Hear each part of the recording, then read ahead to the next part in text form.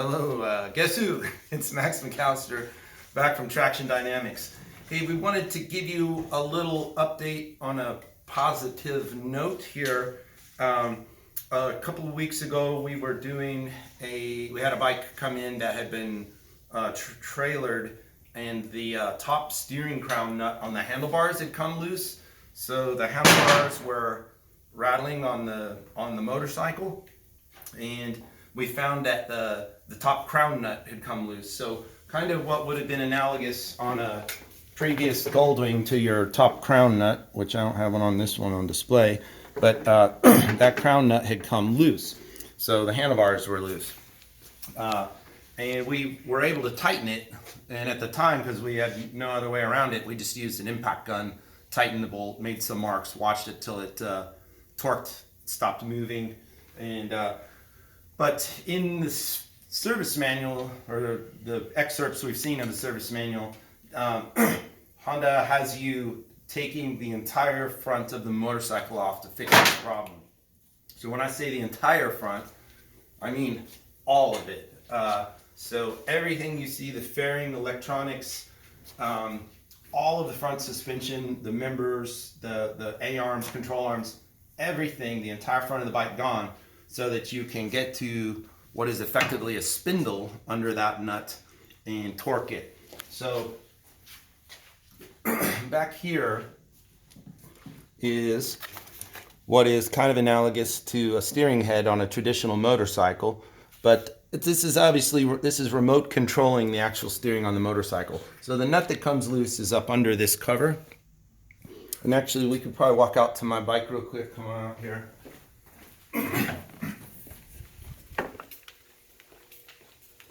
And see if you can't see this. Can you see in there? I'm gonna wiggle my fingers from behind. There's the nut is right in there. So anyway, right in there is the nut, and that's what had come loose on that bike. We tightened it, everything was fine. But ideally, you want to be able to torque that nut to the proper setting. So I bought some parts from Honda and made a little display so you can kind of see what's going on. This is just a homemade version of what's going on. So these are all of the actual Honda parts, except for this aluminum cylinder we turned up is representative of the frame of the motorcycle. So you can kind of see the whole similarity in there. So there's a pair of bearings here. They're just they're normal ball bearings that you would find on a normal Honda motorcycle. But what they did was, the reason we had trouble torquing it is when we tried to torque the nut, this would spin. We couldn't figure out why, but this is why. There's no way to lock it down. Underneath, it's basically just a giant aluminum bolt. And so when we would go to torque it, it would just spin because there was no way to hold the head of this bolt. The reason Honda has you remove the front of the motorcycle is because you have to be able to get up deep into the frame, find this bolt, someone holds it from the bottom while someone torques from the top. So I speculated that if you had the shock out, that you would be able to get a socket and a ratchet up in there and hold that spindle. And the good news is I was right. So you do not have to take the front of the motorcycle off if you ever encounter that problem, having your crown nut loose. You would have to take the front shock out. Not a small job, but so it's a 22 millimeter socket, and we found if you have a 22 millimeter deep well socket, I guess it's a 5-inch extension or something, and 1/2-inch drive and a 1/2-inch drive ratchet.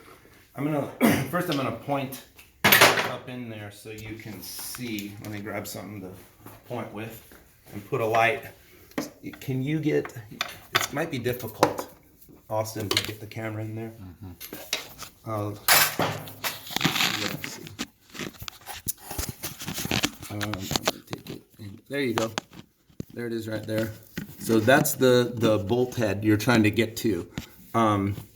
Let's see. Can you hold that camera right there, Austin? You got it? Yep. Okay, that's pretty good. So up here is your top shock mount. where the end of my tool's at. Right here is the top shock mount. But there's the bolt is up, as you can see below that. So go ahead and pull that out. All right, put the camera out. And then what you'll do is tool goes up in to the bore there, up onto it, and as you can see now, I actually have control of, I can hold that bolt, and someone could go up top and torque that, so retorque that nut.